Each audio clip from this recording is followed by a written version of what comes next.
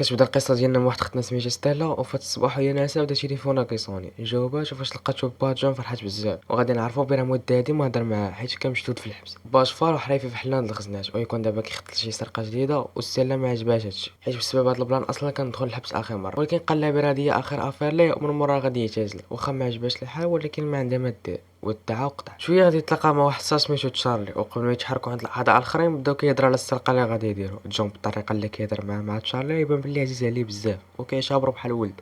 الهدف ديالهم هاد المره هو خزنه عامره بالذهب اللي القيمه ديالو اكثر من 35 مليون دولار. من بعد غادي يتلاقاو ستيف وليفت خبراء في التقنبيل، جرين هاكر والقاع مسؤول على السوقان. بغينا نتعنب ولا شي وحده ساعه والو ودي حيد عليا. من موراها تحركوا العماره اللي فيها الخزنه كانت في الطاج الثاني وكانت عليها الحراسه والامل الوحيد ديالهم هو الطاج الاول. سبقهم اللي في الدخل عطاهم الاحداثيات بالضبط، لصقوا المتفجرات فوق لتحت مع الفعلون الخزانه طاحت نيشان فوق الباطو والدب مشى دب بح. من مورا هادي مرة القرعة وتحركوا، ستيف هرب وجون وتشارلي في نفس الوقت كانوا كيلبسوا اللبسات ديال الغد. من موراها تلاحوا في الماء وبداو كيحاولوا يحلوا الخزنه الاصليه، وغادي يكون هادشي جزء من الخطه باش يبعدهم على البلاصه ويخليهم يقلبوا على راحتهم. وبصح الخطه نجحات، جون قدر يفتح الخزنه. من موراها تزاد عليهم ليفت وبداو كيعمروا في الطوبات ديال الذهب، خرجوا من البحر جيسون لي ليفت قدروا يهربوا. ديك غادي نشوفوا العصابه كامله فوق الجبل. احتفلوا بهذا الانجاز اللي داروا، فرقوا الذهب بيناتهم بلي فرحانين بزاف. فسالاو الاحتفال وهما راجعين دوروهم واحد جوج طوموبيلات تصدموا واه صحاب الحسنات وصلوا حتى لعقولنا. سيف خرج السلاح وبدا كيهدد فيهم ويطلع هاد الوقيته كامل كان خائن وكيتسنى غير الوقت المناسب باش يغدروا. هبطوا صحاب السيف خرجوا الذهب عمرو في الطوموبيلات. هنا السيف صفاها لجون، وعلى ما كان كيكمل على فارغ كامل القرع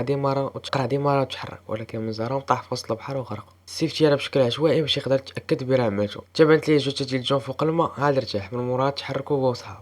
العصابه اللي تحت ما تقاوم هذوك القرعه ديال الاكسجين اللي استعملوا في السرقه، بداو كيتنفسوا بهم توصلوا جنب الواد. كانوا باقيين مصدومين من هادشي اللي طرا ليهم. سيف وتشارلي جالسين حدا جوج ديال جون وبقى كيبكي عليه. داز عام على هاد البلان، وفي هاد العام تبدلوا بزاف ديال الحوايج. السيله ولات خبيره فاتح الخزنات ولكن مع البوليس وماشي كيف ما كان كيدير باها. سالات شي خدمه كانت عندها، رجعت للبيرو ديالها تما غادي تلاقى تشارلي كيتسناها. السيله مع شافتو في البيرو سخطات حيت كانت كتحمل المسؤوليه ديال ما تباها. تشارلي وصحابو من ديك الوقيته اللي طرا فيها الحديث وهما كيقلبوا على السيل. لقاو بلاصتو ودابا جاو عند السيله باش تنضم ليهم وتعاونهم باش يرجعوا الدف وينتقموا لباها. السيله رفضات وحتى تشارلي ما بزاش عليها، خلاها وخرج بحالو. السيله بقات الليل كامل وهي كتفكر في البلان. واحد شويه اتصلت بتشارلي وقالت لهم انا موافقه وقادره باش نعاونكم في العمليه. اول حاجه داروها هي بداو كيراقبوا القصر ديال السيف وكيحاولوا يلقاو شي خطه باش تخليهم يدخلوا لداخل. في الاخر قرروا بان السيله هي اللي غادي تدخل حيت هي الوحيده اللي ما كيعرفهاش وصعيب يشك فيها. وبالليل السيله تلاقات مع واحد خونا كان سميتو ايفان متخصص في غسيل الاموال وعنده محل ديال المجوهرات. ايفان شرب منه واحد جوج طوبات ديال الذهب. السيف رجع بحالو للدار، شعل التلفازه وجلس يتفرج.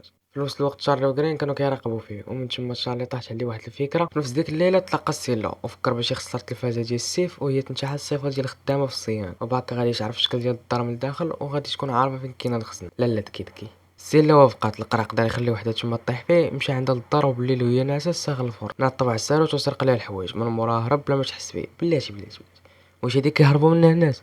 لا واش هادي كيهربوا منها الناس يا ودي القرع ما كتعرف له والو. عطا داكشي ستيلا وفي الصباح بداو العمليه. جالس خسر الكابرات اللي كيخدموا الاجهزه اللي في القصر. السيف ناض الصباح ساخط واتصل بهم على ود باش يصلحوا ليه المشكله. انا جا الدور ديال ستيلا قبل ركب لها تشارلي الكاميرا باش تقدر تصور الدار كامله. من موراها ركبت في الكاميو وتحركت.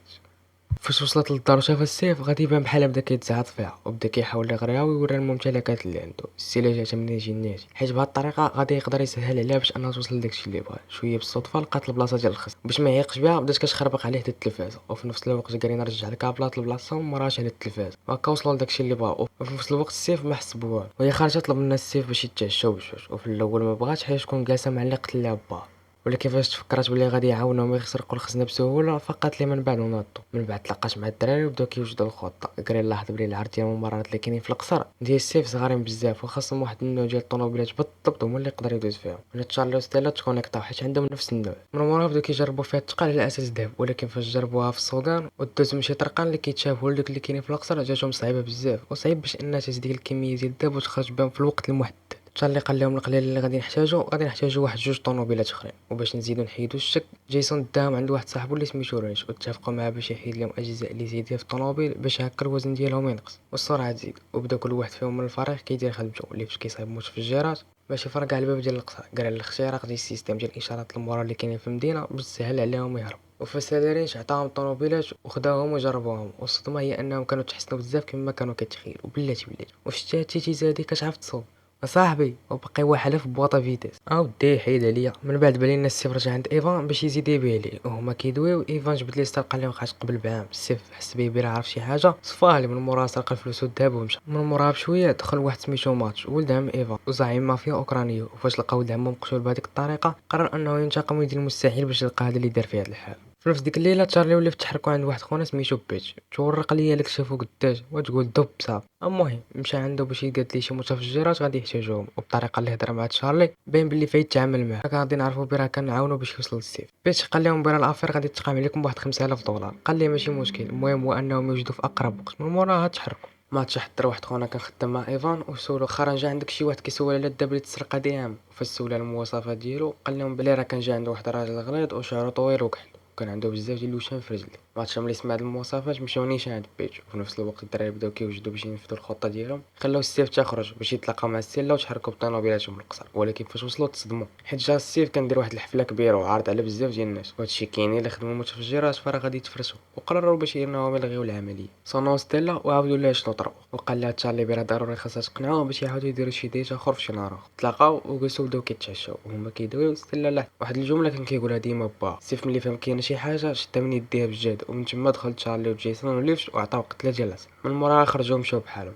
الغد ليه تجمعوا باش انهم يفكروا في حل هذا المشكل اللي راهم فيها. قرين يقدر يعرف بيرا السيف باغي ينقل الذهب للمكسيك واخا الخبر خلاهم يتخلقوا بزاف. غير هو تشارلي شاف بيرا هذه فرصه زوينه اللي يقدروا يستغلوا. واقترح لهم باش انهم يسرقوا الكاميون اللي غادي يكون هاز الذهب بالمساعده ديال الليفت اللي غادي يخربق اشارات المغامره. واخا الفكره ما كانتش عجبهم حيت فيها بزاف ديال الصعوبات ولكن ما عندهم ما يديروا. وافقوا باش يجربوها. بيتش بيبار تشارلي وسولو واش عندك شي علاقه بالموت ديال ايفان. تشارلي جاوبوا انا ما عنديش شي صله بداكشي اللي طرا. وفاش عاود ليه بيرا ما تا ولد عمو باغي ينتقم تشارلي ما كانش خايف وبالعكس طاحت عليه واحد الفكره اللي واعره. تلقاو جلسوا بداو كيتشاشاو وهما كيدويو. ستيلا لاحظت واحد الجمله اللي كان ديما با كيقولها السيف فهم بيرا كاينه شي حاجه واتصلوا بريد. طلبوا منهم باش انهم يعاونوا اورانج وافق. من مورا زرع متفجرات اللي تحت اللي كيدوزوا من الذهب. وهما وقال لهم غير راقبوا السيف امتى بالضبط ناوي يهرب. غادي تهضر معاهم يقنبلوك يا ودي على المخابرات يا ودي. من بعد ايام جا النهار اللي غادي تنفذ فيه العمليه. كانوا كاملين شادين بلايصهم وكل واحد عارف شنو غيدير. وهنا لقاو بيرا السيف استخدم 3 ديال الكاميوات وكاملين كانوا كيتشابوا. خونا دير فيها نزق زعما ويلي مع من انت طحتي مع القرعه وتشارلي دبرتي عليها. المهم طلبوا من جرين انه يقيس السرعه ديال الكاميوات بثلاثه وبالنسبه ديال 100% فيهم ابطا واحد فيهم هو اللي هاز الذهب. وبصح كان يقدر يحدد الابطا واحد فيهم وقالها صحابه. مرها بدا كيخربق في الفيروجات باش يخلي الكاميون اللي فيه الذهب يوقف في البلاصه اللي باغينهم. عطاه اوكي تشارلي وليفش باش انهم يهبطوا تحت الارض وبالضبط البلاصه اللي فيها متفجرات. وبالفعل داروا داكشي اللي قال لهم وجلسوا كيتسناو ريتش يعطيهم الاوكي باش يبداو. ما داش بزاف ديال الوقت وعطاهم الاوكي. ليفش فرقع الكونطرا وهبط الكاميون اللي فيه الذهب كامل لتحت. مباشره وركنيش على واحد البوطونه وطاحت واحد البلاصه قداش باش الناس ما يتعداوش. لا شوف خدمه نقيه مي زعما. سيفاش شاف هادشي كامل تصدم وما طاحش ليه في بالو انهم غادي يديروا هاد الحاله هادي كامله. وصيفط رجالو البلاصه اللي طاح فيها الكاميون. خوتنا كانوا متوقعين هادشي داكشي علاش كانوا حاولوا يزربوا باش دغيا ياخذوا ديك البلاصه. ولكن باش حلوا الكاميون ستيلا تصدمات حيت بدل الخزنه اللي كانت شافت عنده ديك النهار. دي كانت اقوى اضعاف وصعيبه باش انها تحل. ولكن ما استسلماتش وبدات كتحاول حتى اخيرا فتحها. وفاش شافوا شحال ديال الذهب اللي فيها فرحوا بزاف حيت كانت كتسوى اكثر من 27 مليون دولار. سالاو وشارجاو داكشي في الطوموبيل وتحركوا بحالهم. الرجال ديال السيف وصلوا وما كاين غير تباهم. كان كيتير عليهم في نفس الوقت ولكن بسبب البريباراسيون اللي داريت على الطوموبيلات ما قدروش يوصلوا لها. زيد عليها جيسون كان سواق واللي جا حداه كيدفعو. ترى دار لهم بحال سراق زيت اللي داز من حداه بح. دابا بقى لهم غير السيف اللي كان تابعهم بالهليكوبتر. تشارلي حاول يبدل المسار ديالو ولكن السيف ما فاكش وبقى تابعو. في واحد اللحظه على شويه كان غادي يسالي معاه بالهليكوبتر ولكن من زهرو قدر يفلت. الهليكوبتر تشمات وتشارلي هرب والسيف ما فاكش. هبط واحد خونا وسرق ليه طوموبيلته وتباع. جيسون والسيلا ولا فاش وصلوا عند ريتش وخباو الطوموبيلات في واحد ديبو. من موراها بشويه تبعوهم تشارلي وخرجوا الطوموبيل وخرجوا الذهب في الشنطات ومشاو. السيف وصل من موراهم حتى كيتسناهم حتى مشاو. من موراها قصد رينشو عطاه 500 دولار باش يخليه يدخل. رينشو وافق والسيف غير حل الباب خرج ليه تشارلي وغيطلع هادي كامل خطه متفقين عليها بيناتهم. من السيف خرج السلاح وبغى يصفي عليهم ولكن قبل ما يتيري خرج ماتشا ورجالو وغيكونوا كاملين متفقين بيناتهم باش انهم هما يعاونوهم يسرقوا الذهب وهما يوصلوا القتال اللي قتل لهم الذهب. من مورا خدام معاه باش ينتقم منه. في الاخر غادي نشوفوا العصابه كاملين في التران واحتفل. المهم حتى لهنا غادي نكون وصلنا لنهايه القصه. كان معكم فليكسو ان شاء الله.